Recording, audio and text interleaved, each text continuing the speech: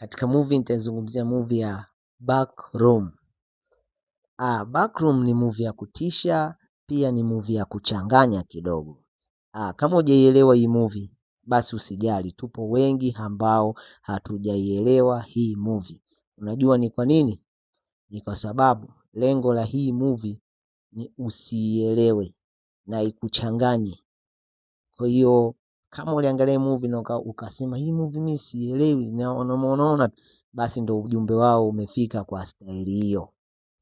Ni movie ya kuchanganya ambayo inataka ikuachie na mawazo kwamba Backroom ni nani alitengeneza. Ilisababishwa na nini?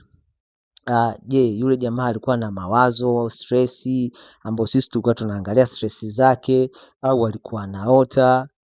Ndo lengo la hii movie, kukuacha wewe ukiwa umechanganyikiwa na ukiwa na mawazo.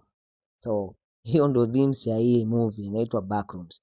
So all in all, kama ni mpenzi wa movie unaweza ukaenda ukaitazama, lakini kama wewe ni mpenzi wa movie lakini movie zile za mtiririko au movie za action, basi ukiangalia hii movie ujumbe wake utakuwa umefika vizuri sana. Lazima ikupagawishe, changanye na utoke zero kabisa. Pisa fanya kuiangalia.